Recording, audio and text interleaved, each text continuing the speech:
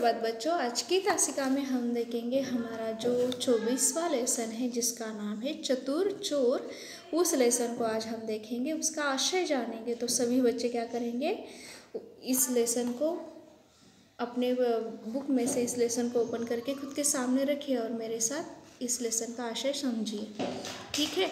दक्षिण भारत में कांची नाम की एक नगरी में सुप्रताप नामक राजा शासन करता था। एक बार उसकी नगरी में 4 चोर जब एक सेठ के यहाँ चोरी कर रहे थे, तब उन्हें सिपाहियों ने रंगे हाथों पकड़ लिया।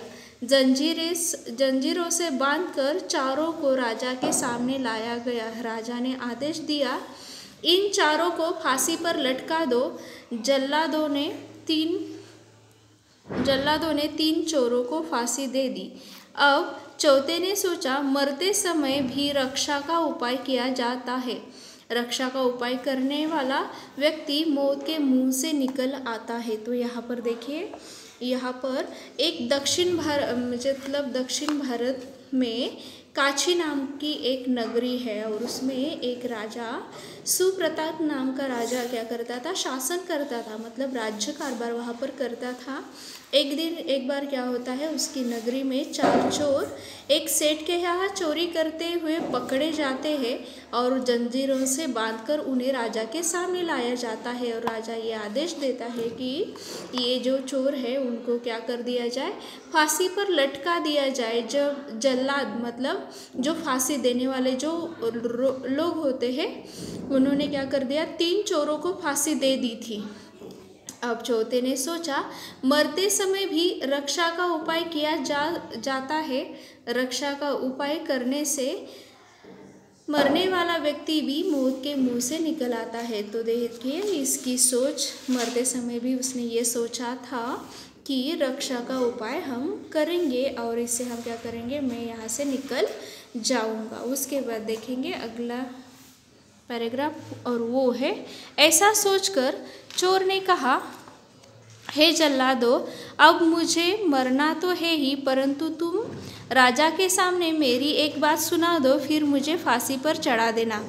बात यह है कि एक ऊंची विद्या जानता हूँ, यदि मेरी मृत्यु हो जाएगी तो वह संसार से लुप्त हो जाएगी। जल्लादों ने घृणापूर्वक कहा, अरे नीच, तू फांसी के स्थान पर लाया गया है क्या? तू अब भी जीने की इच्छा करता है? साथ ही तू ऐसी कौन सी विद्या जानता है जिससे महाराज तू जैसे नीच व्यक्ति से सीखना चाहेंगे? तो देखिए, यहाँ पर उसने अपने बचने का उपाय क्या किया है। तो ये जल्लादों से कहता है कि अब मुझे मरना तो है ही, परंतु तुम राजा को मेरी एक बात सुना दो कि मैं एक ऐसी विद्या जानता हूँ जो कि यदि मृत्यु मेरी हो जाएगी तभी ये सारी विद्या क्या हो जाएगी, इस संसार से ही लुप्त हो जाएगी। तो देखिए, ऐसी विद्या मैं जानता हूँ और ये बात जाकर तुम अपने राजा से कहना। और राजा क्या करता है, इस पर देखते हैं। जल्लादों ने उनसे घृणापूर्वक कहा, अरे नीच, तू फांसी के स्थान पर लाया गया है क्या अब भी तू जीने की इच्छा रखता है? साथ ही तू ऐसी कौन सी विद्या जानता है जिससे महाराज तू जैसे नीच व्यक्ति से सीखना चाहेंगे? तो उसके बाद देखेंगे, चोर ने कड़क होकर कहा, अरे जल्लादो, तुम राजकाज में बाधा क्यों डालते हो? यदि राजा को सूचना मिलेगी तो वे इसे अवश्य सीखना चाहेंगे। एक जल्लाद ने जाकर चोर की बात राजा से कही। बात सुनकर राजा में उत्सुकता उत्पन्न हो गई। उन्होंने चोर को बुलवाकर कहा, अरे तू कौन सी ऐसी विद्या जानता है? चोर बोला, महाराज, मैं सोने की खेती करना जानता हूँ। इसकी क्या विधि है? राजा ने आश्चर्यचकित होकर पूछा। चोर बोला, महाराज, तो यहाँ पर देखिए कौन सी विद्या वो जानता है, यहाँ पर बताया गया है। और बार बार चोर ने अपनी बात वहाँ पर रखने पर जल्लाद उसकी बात राजा तक पहुँचा देते हैं। जब राजा तक ये बात पहुँचती है कि वो एक विद्या जानता है तो उसे बुलाया जाता है और पूछा जाता है कि अरे तो कौन सी विद्या जानता है? तो चोर बोलता है, महाराज, मैं सोने की खेती करना जानता हूँ। महाराज मैं सोने की खेती करना जानता हूँ, इसकी क्या विधि है? ये महाराज उत्सुकतापूर्वक पूछते हैं कि इसकी क्या विधि है। राजा ने आश्चर्यचकित होकर बोला। चोर बोला, अगले पन्ने पर देखिए,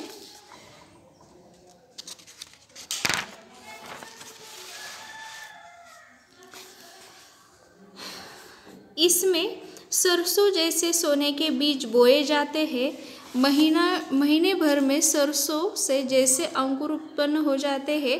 राजा ने आश्चर्य से पूछा, अरे क्या ये सच है? चोर ने कहा, महाराज यदि मेरी बात झूठ निकली तो महीने के अंत में मेरा भी अंत हो जाएगा। तो देखिए उसने क्या बात बताई, वहाँ से छूटने का क्या तरकीब उसने लगाई थी। देखिए इसमें क्या किया जाता है, खेती कैसे की जाती है। इसमें सरसों जैसे सोने के बीज बोए जाते हैं, फिर महीने भर में सरसों जैसे अंकुर उत्पन्न हो जाते हैं। और राजा ने आश्चर्य के साथ पूछा, अरे क्या ये बात सच है? चोर ने कहा, महाराज यदि मेरी बात झूठ निकली तो महीने के अंत में मेरा भी अंत हो जाएगा। उसके बाद देखेंगे अगले पैराग्राफ में, राजा ने कहा, ठीक है, सोने को बो, मतलब सोने की खेती करो। उसे खेती करने के लिए तैयार किया। राजा के अंतपुर में जल विहार के लिए एक सरोवर था। अंतपुर में यानी जो रानियों का रहने वाला जो स्थान होता है, वहाँ पर क्या था, जल विहार यानी जो सरोवर यानी क्या, देखिए जल विहार यानी पानी का वहाँ पर जो स्थान था, सरोवर था। तो उसमें क्या कर दिया उन्होंने, देखिए भूमि को सफाई और जुताई करके खेत बना दिया।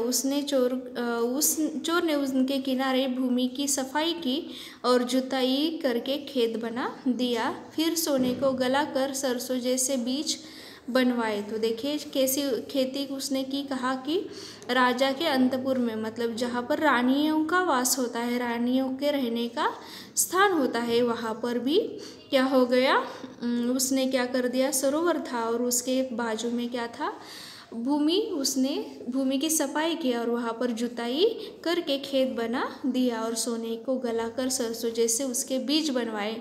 इसके बाद भी, इसके उपरांत यानी बाद, चोर ने राजा से कहा, महाराज खेत में बीज तैयार है, कृपया बोने के लिए कोई व्यक्ति दीजिए। तो देखिए खेत भी यहाँ पर तैयार कर दिया था और ये महाराज से पूछता है, राजा से पूछता है कि इसे बोने के लिए कोई व्यक्ति तो दीजिए। राजा बोला, तू ही क्यों नहीं बोता ये बीज? चोर ने कहा, महाराज यदि चोर को सोना बोने का अधिकार होता तो फिर मैं दुखी क्यों रहता। चोर को सोना बोने का अधिकार नहीं है, जिसमें कभी कुछ भी न चुराया हो, केवल वही इन बीजों को बो सकता है। महाराज आप ही क्यों नहीं बो देते? तो देखिए इसे बोने के लिए कौन सा व्यक्ति पात्र है, ये चोर ने बताया कि वो तो चोर था और चोर को सोने के बीज बोने का अधिकार बिल्कुल भी नहीं है। अगर वो बीज बोने का अधिकारी रहता तो वो बिल्कुल भी चोरी नहीं करता, वो अमीर आदमी बन जाता उसे बोकर उगाकर उसकी खेती करके। तो ऐसा आदमी चाहिए जिसने कभी भी चोरी नहीं की हो, वही आदमी क्या कर सकता है, इस बीजों को बो सकता है। और उसने महाराज से ही प्रत्युत्तर किया था कि आप ही क्यों नहीं ये सब कर देते। राजा बोला, मैंने बचपन में पिताजी की और से चारणों को दिया जाने वाला धन चुराया था। तो चारणों को यानी चारण यानी बंदीजन को जो दिया जाने वाला धन है वो क्या कर दिया था, राजा ने भी चुराया था। इसके बाद चोर बोला, महाराज तो मंत्री महोदय बोए। मंत्री ने कहा, महाराज हम तो नौकर हैं, हम चोरी न करके वाले कैसे हो सकते हैं। चोर बोला, तो माननीय न्यायाधीश जी बोए। न्यायाधीश ने कहा, मैंने बचपन में माताजी के लड्डू चुराए थे। तो देखिए यहाँ पर सब के सब जो है उन्होंने कुछ ना कुछ अपनी लाइफ में चुराया ही था। ओके, उसके बाद क्या होता है, इस लेसन के अंत में क्या होता है, चलिए देखते हैं अगले पन्ने पर। अब चोर ने कहा, महाराज हम सभी चोर हैं, फिर मैं अकेला ही क्यों फांसी के योग्य हूँ? यदि चोरी का दंड मृत्यु है तो हम सभी मृत्युदंड के पात्र है, अधिकारी है। चोर की बात सुनकर सभी हंसने लगे। राजा चोर की चतुरता से चकित हो गया। उसने प्रसन्न होकर चोर को अपना दरबारी बना लिया।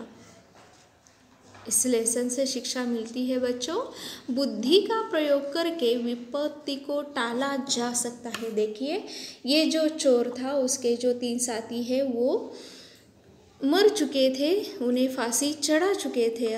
पर इस चोर ने एक तरकीब निकाली खुद को बचाने के लिए, और उस तरकीब से वो क्या कर दिया, इस ये जो सज़ा थी उससे वो बच गया और ये बहुत ही बड़ी पोस्ट पर वो पहुंचा दिया। वो उसकी चतुरता और उसका जो चालाक था, इसका प्रयोग करके वो अपने ऊपर आने वाली मुसीबत से